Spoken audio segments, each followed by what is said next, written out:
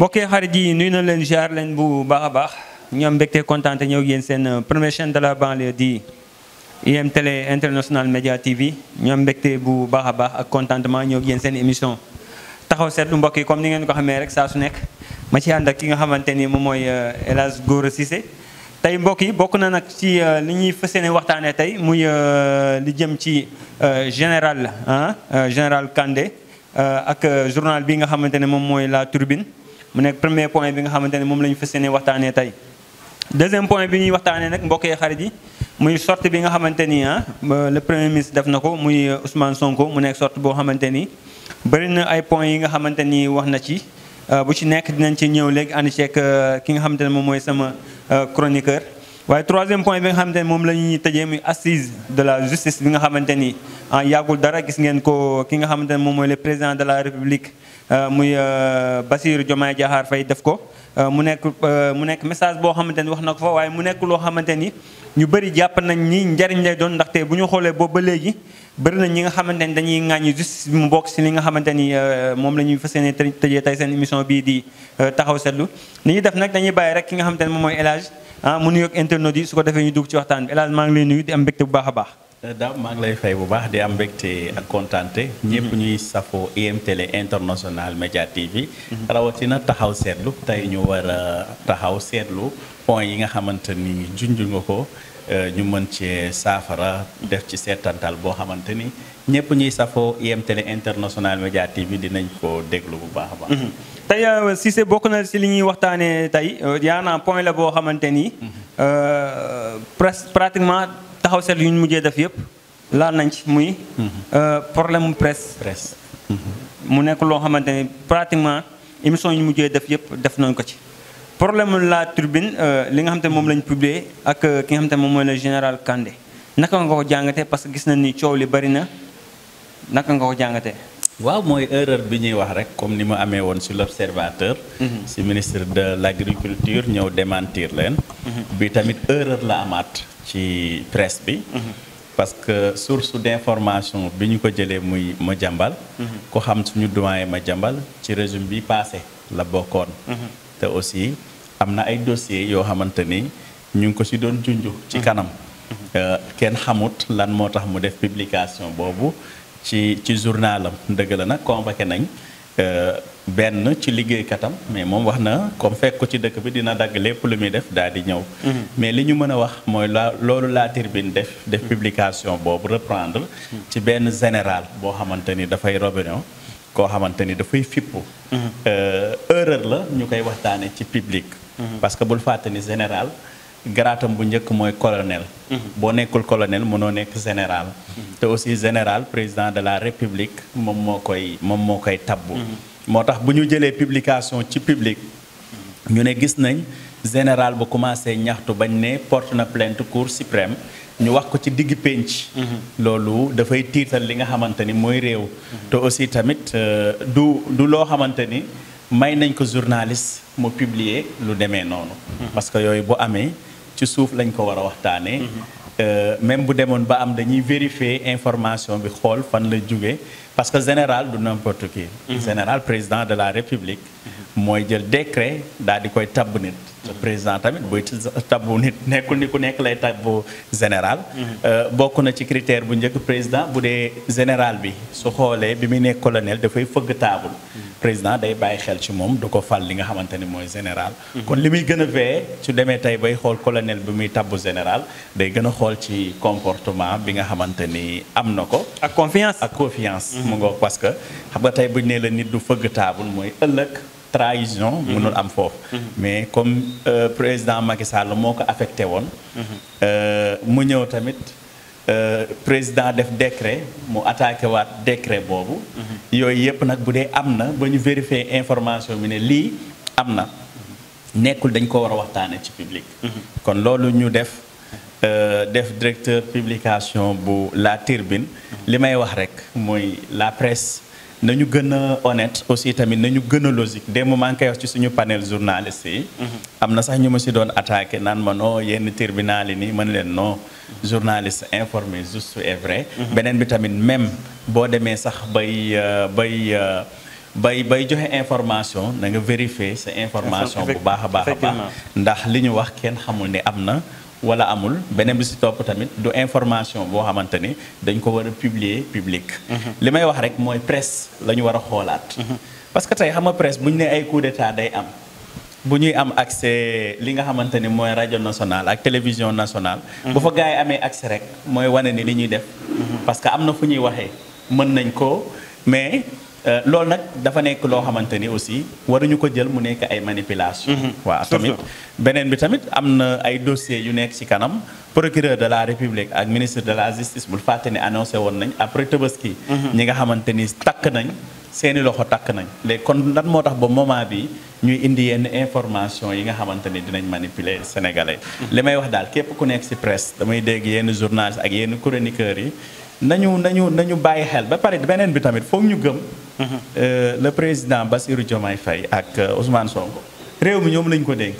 foog tamit loolu tamit ñu bàyyi waat ci xel bu dee Bassirou Diomaye Faye président de la République bañ doon attaqué bi mu nekkee opposant nekk ci xat-xat ak Ousmane Sonko bokkutal ak léegi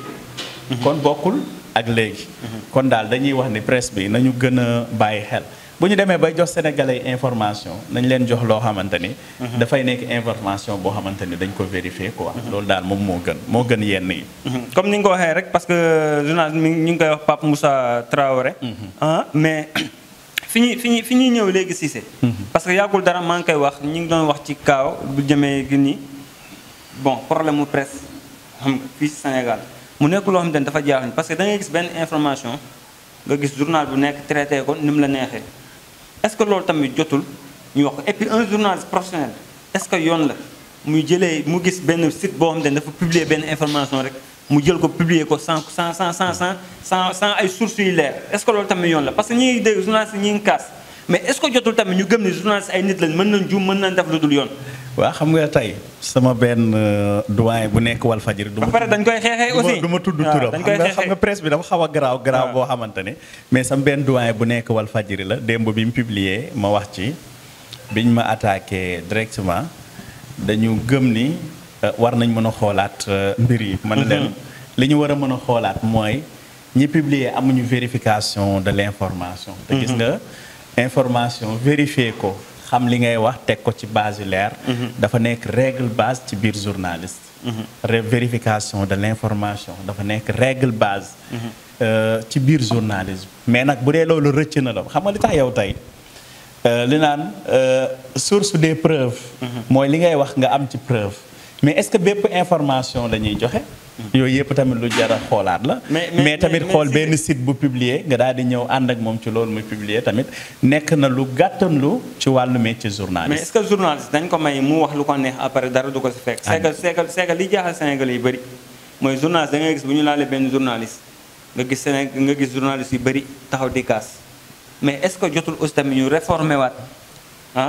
li nga xamante ne moom mooy métier taskatum xibaar parce que aussi tamit loo am pouvoir ci sa xalima wala si sa làmmiñ est-ce que permettre na la ak wala ak pouvoir bu mu mënti am permettre na la ngay wax loo xam ne ëllëg mën na tasi réew est-ce que tamit jotul journaliste seen bopp tamit ñu toog waxante dëgg parce que aussi tamit li jëm ci affaire armée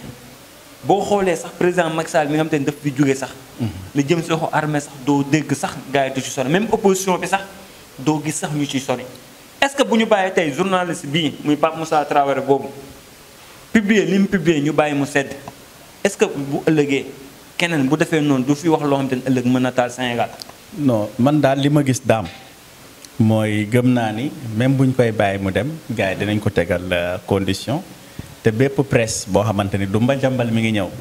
ci affaire am ci journalam la jóge dinañ la tegal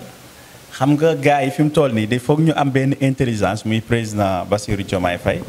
xëy na sax dañu naan weex nañ dunku moom ak premier ministre Ousmane Sonko mais justice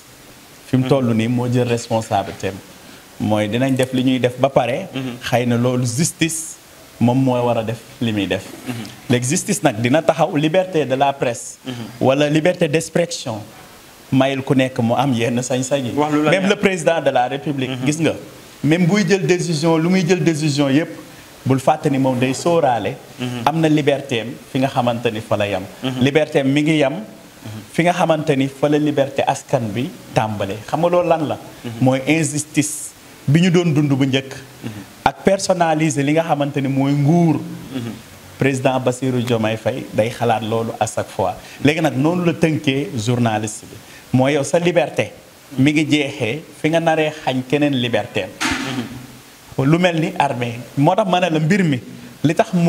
mu compliqué mooy du mbir bu ñuy waxtaanee ci mbedd même bu doon ko dañ ko vérifier ba mu leer dafa am nuñ koy régler mais loolu kenn du ko régler ci li nga xamante ni moom mooy mbedd léegi nag loolu après le journaliste étude ak déontologie étude mooy jomb lépp lu bon ak lu ñaaw nga def ko sa publication wala nga wax ko déontologie mooy jomb fi mu jóge est-ce que am nga source yoo xamante ni yu leer la loolu moom mooy déontologie léegi nag loolu mayu la nga am sañ-sañu lu ne li ñu lay wax mooy source des preuves mais du bépp information la ñuy joxe léegi nag loolu dafay desaat métier journaliste li ma wax rek xam nga tey bu ñu lay jàngal dañ naan la presse est quatrième pouvoir du monde li ñu lay jàngal mooy analyser traiter des informations mais nga gis benn publication benn information rek traité wo analyser wo ñëw diviser ko directement tàngal ceeb mais ñu bëri dañoo kaas ne commencé waat nañ xoxatal ñi nga xam te ñoom ñooy journalistes yi war ñu koon convoqué mais est-ce que jotul état bi ñu jël seen ay responsabilité toog ak nag parce que aussi tamit xam nga secteur mënoo si def ay réforme te woo ñi nga xam te ñoom la concerné est-ce que jotul léegi état bi ñu réformer waat xam nga secteur bi ñu xoolaat ko bu baax a baax teg si ay règles yoo xamante ni képp koo xamante ni wax nga loo xamante ni ëllëg mën na taal Sénégal wala boog mën na jaxase dëkk bi am ay daan yu tegu sa kaw mais bu fekkee nii lañ ko nar a bàyyi est-ce que jàppoon aussi tamit kii bu ñu ko defee nii ñu bàyyi ko mu dem suba keneen bu ko defaatee tamit bu ñu ko bëggee jàpp tamit est-ce que tamit duñ taxawaat ne dañ koy bàyyi mu dem parce que bàyyi woon nañ këli mu dem waa xam nga tey daam li ma doon wax sànq rek mooy bi ñuy jàng journaliste dañu woon quatrième pouvoir la mais man li ma gëm te moom laa mus a wax le journalisme est contre pouvoir kenn du ko jël ngànnaay booy xeexee mer wala am ay lu nekk sa ginnaaw pour nga mën a taxaw ci benn information non te gëm naa ni nguur gi comme dañuy wane ni nguur la boo xamante ni li muy jooy pour saafara ko mooy jooy Sénégal yu bëree bëri mooy justice bu indépendant bu moom boppam gëm naa ni fépp foo xamante ni yoon war na ci mën a egg ci mbir yi duñu bàyyi rek mu dem foog mu am finalité foog mbir yi am finalité beneen bi stop li nga wax comme ñoom 2 mois ak lu tegagum lañ fi defagum ñi ngi commencé di toog ak yenn acteurs yi gëm naa ni presse bi nii mu doon continuer du continuer ti noonu dinañ toog ak acteurs yi fi nekk assises de la presse yu ñuy wax ñu def ko code de la presse yu wax ñu def ko règle yi ñu sécuriser ko préparer ko loolu moom gëm naa ni dina am et puis sax dafa am taskatu xibaar wala ay observateurs yu bëri yoo xamante ne dañ ni Sénégal fi ñu toll nii ñu poussé woon ci état bi dañuy wax débat d'idées li nga xamante ne moom mooy priorité denrée yi nga xamante ne tey dafa cher muy li nga jëm si ceeb diwliñ suukar taxaw ak état bi dafa ak ñoom dugg si débat yooyu dugg si débat mbay bi courant ndox est-ce que jotul presse bi aussi tamit di orienter débat bi ci li nga xamante ne tey moom la askan bi gën a soxla que di dugg si loo xamante ne wóor na li ngay dugg nii domaine la boobu tamit domaine bu complexe la te boo si duggee ëllëg mën nga taal Sénégal est-ce que tamit jotul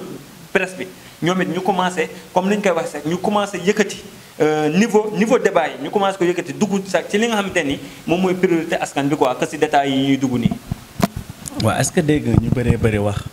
ci problème mu engrais bi ak problème mu baykat yi. mais man effort bi ci état bi def. mais man loolu daf ma jaaxal moom laay wax léegi. waaw tukki président bi muy def demuloon Burkina Faso. si. pourquoi ñoom ñu toog ba tey. bëgg a attardé wu ci loolu. mooy foog ñu am programme. gis nga bu ñu toppee amuñu programme di def al toppe lu ñëw ñu topp ci. bu yàggee kenn dootuñu xàmmee. te nit nag buñ la xàmmeetul dañ lay xeeb. mooy li ngay wax ni moom la ñuy xaar ci la presse mooy ñu indi ay débat yu am niveau. mais pas manipuler. buñ lay wax sax ci information dañ naan la moytu rapport manipulation ak triangulation. parce que du rôle journaliste. journaliste professionnel boo xamante da nga war a doon professionnel. information bi ngay joxe bu paree dañ lay tàcc xëy na ñun Sénégal la ay journalistes yomb ak nii. mais boo demee ci yeneen réew yi journaliste star la. journaliste ak police foofu. c'est vrai star la. kon xëy na dañuy jël ni ay nit man daal dama gëm nii nit ki suñu lay dugal ci yenn yi da ngay saraxe sa bopp. ak ku la ci mën a dugal ak ku mën a nekk sa ginnaaw. da ngay saraxe sa bopp. effectivement ba jaxatee barki démb. mu mucc coow li muy bëri defeere waatuñ ko yóbbu ko police. dégluwaat ko. dossier bee jeexagul war na am délibération. le 3. après suñ ko délibéré beneen àtte bi doo xam ne muy demee. te ñi si doon kaas ñëpp dellu nañ ginnaaw. kon foog nit ñi ñu am intelligence. daam ñun ay sénégalais lañ. te ko xam sénégalais da lay sóobal da lay jay waxal lii dugal fii defal lii defal na le mais ku xam sénégalais. à part wax yooyu mu lay sóobal ba nga dugg boo xasee ba dugg ci mball gi. moom du la fa génne. comme ni mu ko waxee rek ku xam sénégalais da lay dugal ba nga dugg ci biir après yow yaa si obligé nga des si yow ak say mbokk ba tax na comme ni ñu koy waxee rek yaa naa internet yi nga xam te ne ñu ngi ñuy seetaan bàyyi nañ xel bu baax ne presque chaque émission taxaw seetlu ñu ngi wax ci li jëm ci wàllu presse fii ci Sénégal ndaxte aussi presse kenn du ko xeexee tas xibaar kenn du ko xeexee gis nga nit ki loo ko bañ waxal ko lim def et puis soyons professionnels encore une fois mooy dafa am information de boo ko génnee mu wóor na lii dafay tas Sénégal wala mën na tasum Sénégal wala tasum ay nit journaliste bi nekkal professionnel nga bañ ko génnee moo gën di dugg si détails yoo xamante ni yaa naa daf ñuy dugal si yeneen yoo xamante ni yaa naa nit ñi tabaski bi di ñëw yaa naa moom lañ gën a tal kay dugg si ay détails ñu dégg démb nag xam naa fa la ñuy jaaree dugg si deuxième point bi muy sorte bi nga xamante ni moom la premier ministre def daanaka sax mën nañu wax ne Ousmane Sonko moom bu xasee ba génn wax rek lépp li actualité day suul parce que loolu yàlla daf koo ko may naka nga jàngatee sorte bi nga xamante ni def na ko démb waaw sortie bi laal na nag si ay points yu bëri. waaw sortie bi c'est normal ndax biñ leen faleeg léegi 2 mois la. laaj na tamit ñu bëree ngi doon wax ni communication état bi. bi ñu nekkee ci opposition bi la gën a fës. te ku xam Ousmane Sonko surtout page Facebook am. ni mu doon doxee ak seen yenn site plateforme. yi nga xamante ne dina ci wax bi mu génnee démb tamit def déclaration gis nga li daan am moom moo am te tamit c'est normal. wax nañ tey autorités yi fi nekk bu ñu mel ni yi fi nekkoon. nga xamante ni tey président Macky Sall ak lu ñu ko waxal am na ay effort yoo xamante ne def na ko ay réalisation ay bilan matériel yoo xam ne mën nañ cee teg suñu loxo. mais nag li ko taxoon gars yi bañ koo mën a gis. mooy dafa manqué woon ay communicants. da ngay wax ni sax président Macky Sall bi mu perte Bougazelli ci nga ne président Macky Sall perte na grand communicant ndax Bougazelli dafa occupé woon terrain bi ci wàllu communication bu baax a baax gars yi daawuñu ñeme président Macky Sall. léegi nag tey Ousmane Sonko sortem boobu mu def leeral na lu bëree. annoncé na setal bi nga xamante ni war na am premier acte citoyen la. président Bassirou Diomaye Faye war a génn jaxasoog askan bi. ak aussi tamit ni ñu def ci wàllu bay bi. ak aussi. wax yéen bi ñu am Sénégal gën a rassurer sénégalais yi parce que tamit Sénégal moom foog ngay génn sénégalais bu la joxee foog ngay génn di wax mu lay dégg wax na tamit carrément sas bi mooy duñ leen mus a trahir duñ leen mus a wor parce que gis nañ kóllëre bi ñu boole ak yéen beneen bi nga xamante ni moo indi débat bi yépp tey mooy yëngal affaire yi mooy ñi nga xamante ni seeni loxo dafa tàkk dinañ gukkat mooy génne li nga xamante ni war nañ ko xëy na gukkat boobu moom mooy mot clé boo xamante ni mooy gokki bi nga xamante ni wax na ko parce que gokki mooy génnee mooy après tabaski bi rek di nga gis ni ñëpp ñoo xamante ni am leen nañ ak yoon moo tax fi mu toll ni képp kuy déglu information da nga def très attention di nga xam ne waaw léegi communication moom ñun communication lañ jàng mooy dafay am ay objectif léegi kii génnee benn information publier ko lan mooy ak objectif am lan la ñuy superviser ci communication boobu ñan lay avertir ñan lay avertir ban maas lay waxal léegi nag dafa ubbiwaat lu rëy mooy ñi nga xamante ni takk nañ te ñoom xam nañ man nee naa erreur bi daloon président Macky Sall ñu nekk ci ginnaawam rek naan ko defal lii defal la dalul ñi waaw dalul ko quoi. gëm naa ne nit ñi balaa ñuy téye nit di ko enquête day fekk jàpp nañ loxo ci poos ba téye ba mu leer. ba wane ni carrément ah waa ji de liñ koy tuumaal am na. moo gën kër yi fi amoon mooy kaay ma jàpp la denc la ba pare su ma la dencee ba pare ma wëri li nga jël léegi nag fii war na mën a gën a nekk li nga xamante ni moom mooy professionnel mbir mi te gis naa ni sax gis nga tëj bi sax yar bi sénégalais ku ko xam ni am na beneen technique boo xamante ni mën nga fa jaar yar ko te doo ko tëj kaso waaw am na yeneen condition yoo koy tegal mais bu dee ku jug ñu tëj ko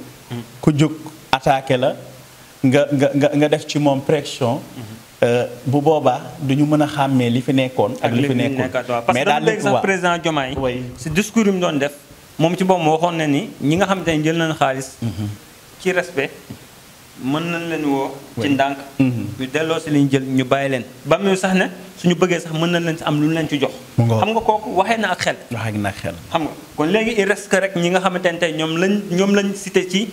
ñoom lañ épinglé ci corps contrôle yi mais nan balaa ñu leen ñu ne gàcce bu lan gàtt moo gën bu gudd mais balaa gàcce bi di gudd kay mais yow ñëwal yoot ndànk nga fay ñu bàyyi la nga dem toog waaw mais même tamit boo yootee daam Sénégal la ñu nekk sénégalais yi ñoo soxla justice leer même coût remboursé dinañ publier carrément wane ni kii ak kii li ñu waxoon diw ak diw takkoon nañ ci li yàlla def na delloo nañ ko. waaw xam nga loolu ba tey dinañ sentir foofu ne rupture am na mooy dinañ sentir ne kat kii kat si sutura jeex na récupéré nañ bàyyi ko mu dem kenn tëju ko kenn ko defal ko dara mooy li ngay wax léegi rek def beneen façon bu boo xamante ni duñu tëj nit ki mais dinañ ko mën a waaw dinañ jël parce que tey nit ki boo ko tëjee li mu yor joxewu ko mais Sénégal moo ci perte mais man pour man comme li président Diomaye wax nañu wax ak ñoom bu fekkee mën nañ xool seen ay bien bu ñu ko mënee récupérer ñu joxe ko après ñu bàyyi la nga dem mais aussi est-ce que tamit jotul ñi nga xamante ni dañ leen épingler seen ay corps contrôle est-ce que ñooñu tamit jaadooti na ñu leen di bàyyi ñu def politique fii si Sénégal ci ki nga xamante ne loxoom setatul mais loolu seen loxo la ak sénégalais xam nga tey bu dee affaire politique moom après sénégalais yi ñoom ñooy choisir damay wax ni nañu moytuwaat beneen affaire mooy yenn manœuvre politique yi doon am ci président Macky Sall buñ la tëjee 6 mois sax yow da ngay ñàkk sa droit civil ak ay civique léegi nañu leen bàyyi ñu mën a accéder bu ñu waree laaj ñu bàyyi sénégalais waaw léegi sénégalais nag bu ñu xamee ni ñii seeni loxo setul gis nga élection yi lu ko ëppoon enjeu sénégalais ñoo organiser référendum yaa ngi comprendre ñoom ñooy tànn sénégalais yi moom fu mu toll mi président Bassirou Diomaye Faye ak ku mu mën a doon xam naa ni sénégalais yi moom ko ñuy tànn dañ lay wóolu te say loxo day set sa loxo day set mais nag bu demee ba sénégalais yi am intelligence su politique boobu kon nag képp koo xamante ne leader politique nga war ngaa mën a def ndax mais mu am loo xamante ni Cissé bokk wax na ko premier ministre wax na ko démb parce que communication Ousmane Sonko premier ministre dafa am solo dañ daan seetlu ni daaw sax ci heure bi baykat yi ñi ngi jooy mais ñu gis ren ba léegi déggagoo benn baykat bu kaas mu ne acte boo xamante ni acte bu fort acte boo xamante ni vraiment gouvernement bi daf nañ ci liggéey bu am solo tey naka nga jàngatee tey gouvernement bi li nga xamante ni jot na ko def ci mbay bi c'est vrai li ñuy jot a def bëri na xëy na même bu fekkee sax communication bi des na mais baykat yi dañoo sonn te dañoo soxla ñu leen di jàppale mais ñoom ñu gis ni bor bi nga xamante ni depuis 2019 waxuma 2021 ba léegi état Sénégal yoraloon na ko baykat bi ñoom ñu ñëw même pas 2-3 mois ñu lijjanti ko acte boobu naka nga ko jàngatee. waaw mais effort la loolu day wane ni tey changement bi ñu bëgg a def Sénégal mi ngi dox te changement bu njëkk mooy baykat yi ñu gis ci seen bopp séddale bi jaar yoon mais li daan am mooy ay opérateurs yoo xamante ne daan nañ nekk ci diggante bi baykat bi ñu war ko jox 100 millions ñu proposé ko 25 millions wala du mat loolu wala mu ëpp loolu waaye li war a jëm ci moom directement daawuñu ko jox waaw am courtier yu nekkoon seen diggante loolu tamit day sonal baykat bi man gëm naa ne état Sénégal ni mu dimbalee baykat yi nii tey fay yenn bor yi jox na leen dara am li des mënoon na leen ko fay mais ne day def audition xool li ñuy wax ñi nekk ci diggante bi yanu na maana wala yanuwul maana léegi nag loolu bu ñu ko defee ba baykat yi taxaw ren déwén état Sénégal même bu leen joxaate yii di ñëw dina organiser chômage boo xamante ni su leen ko joxee baykat yi loolu état sax dootul am seen diggante ak ñoom ak xaalis xam ni directement dinañ mën a bay dinañ mën a denc at bii di ñëw dinañ ci mën a nekk loo xamante ni mu nekk lu am solo ci mooy sorte bi nga xamante ni le premier ministre def na ko démb mais ñu tëjee tey li nga xamante ne moom mooy assise de la justice bi nga xamante ni def nañ ko bu yàggul dara jam ñaajo moom kàddu yu am solo yoo xamante ni président Diomaye def na ko naka nga ko jàngal parce que justice moom bokk na ci li gën a am problème Sénégal. waaw xam nga tey président Macky Sall am na ay BRT stade Abdoulaye Wade ak yeneen mais sénégalais li tax mënuñu ko woon gis. ñu bëree bëri dañu ko doon joxañ baaraamu tuuma ne loxo bi génneewu ko ci justice bi. beneen bi si topp mooy opposants yi niñ leen doon éliminer. Karim Wade Khalifa Sall. ba ci Ousmane Sonko mii tey. léegi nag yooyu yëpp bu amoon ak aussi ñi bokkoon ci moom kumba am ndey bi ak kumba amul ndey bi. yi fi nekkoon mu mel ni ku jege woon président Macky Sall da ngay def lu la neex. am na tey ku ko jege koo xamante ni waxoon na fi Ousmane Sonko dañ ko war a tër. ray ko. gisoon fi député boo xamante ni taxaw na assemblée nationale ne képp ku bañ 3e mandat dañ la war a gër jaas. te ñooñu kenn woowu leen. ak yeneen yoo xamante ni tey ñu ngi woon ci biir réew mi nit ñi di ko dund.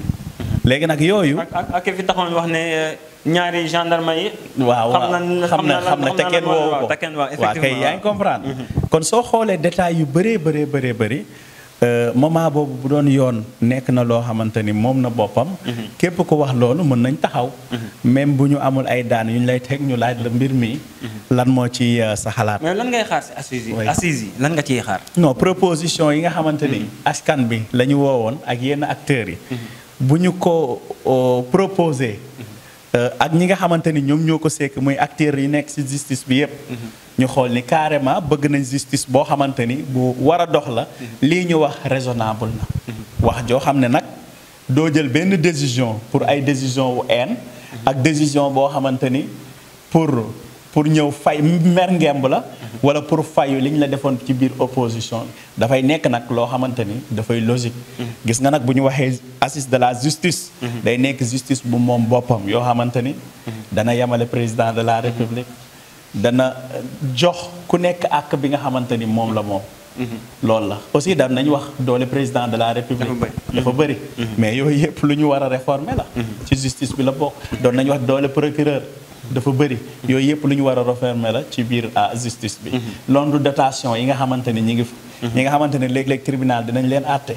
mais pour ñu mën a xam sax seeni dossier fi muy toll problème la yooyu yëpp war nañ mën a nekk loo xamante ni dinañ ko xool aussi tamit situation prison yi ni mu mel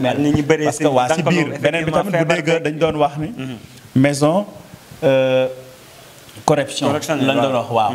waaw maison d'arrêt et correction moom lañ doon wax léegi correction boobu est-ce que amati na mooy dañ la daan arrêté parce que tey nit bu ñu ko yóbboo kaso dañ kaa protéger ci ku mu joteel kooku mënoon na defan leneen tey nit mën na la porte plainte ñu yóbbu la prison fekk yow dañ la protéger yow en tant que doomu aadama bi léegi nag ñu yóbbu la maison correction léegi nag foofu lan lañ la corriger bu njëkk soo xoolee àll bi nekk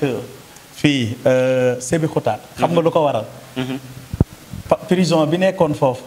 ca lañ daan jël ñi nga xamante ni ñooy prisonniers yi ñoo daan bay mango bi ñoo daan bay xaal melon bi gis nga côté boobu ni mu développé ak Pout loolu prisonniers yi ñoo ko doon defar mais tax nga gis ni dafa daan jariñ Sénégal lu bëree bëri nga gis ni sax prisonnier xanaa xamoo amoon na liberté chaque week-end ñu ko daan bàyyi mu dem këram ñibbi mais après comme Sénégal dafa xaw a doy waar ñu bëree bëri dañ ci commencé daw loolu delloo ñu moo tax gars yi daal di indiwaat rigueur boobu daal di koy teg mais soo xoolee àllu Pout bi côté fi nga xamante ni moom mooy ma wax la ko léegi muy Sébikotane mango yooyu ngay gis yépp soo xoolee seen origine ay prisonniers ñoom ñoo ko fa defoon mooy da nga daan dem liggéey même tey yàggul dara boo xoolee prison Rebeuss bi dañ ne la lépp lu affaire polémique lu ko defar mooy détenu politique yi nga xamante ni jàppoon nañ leen kon nga gis ni correction boobu ñuy wax nit ki ba fa génnee war na mën a am benn métier boo xamante ne dafay continuer di ko suivre. mu nekk lu am solo sama gars yi ñi ngi naan ni ñu amoon comme ni ngeen ko xamee rek di ngeen am possibilité di ñu am chaque jour wala boog chaque semaine ngeen am ñu si lu mu dee bon bu dee 2 fois ci information yi nga xamante ni information à chaud la ndaxte comme ni mu ko waxee léegi rek yaa na comme justice fii si Sénégal xam nga laaj nañu waxtaane waat ko bu baax a baax ndaxte aussi tamit tëj nit ki en jugé woo ko dafa nekk loo xamante ni métti da amul lu gën a métti lool te am nañ yaakaar aussi tamit le président de la république ni mu tijjee keroog ak ñi nga xamante ni gis nañ leen fa am nañ yaakaar bu baax ni dinañ ci ane xalaat yu am solo si sama baale rek nga joxe waale sa mot de la fin wax. waaw merci Dame maa ngi am mbégte ak kontaante ñëpp ñu ñu doon suivre IM Télé rawatina taxaw seetlu di la gërëm di gërëm di salaam gërëm Amir di gërëm gaa yëpp beneen numéro ak yeneen thème incha allah. kon mbokk yi comme ni mu ko waxee rek ñuy jaajëfal ñëpp ñëpp ñi nga xamante ni dañu doon bàyyi xel seen émission bii di taxaw seetlu comme ni mu ko waxee nag ñuy jaajëfal nag gouvernement baax a baax si liggéey bu am solo bi nga xamante ni def na ko ci mbay mi ndaxte baykat yi ñoom ñoo daan jox nit ñi di dundee ba pare ñoom ñoo xiif mu nekkoon loo xamante ni lu doy waar la kon ñuy jaajëfal bu baax a baax nag ñëpp ñi nga xamante ni waxtu yi dañuy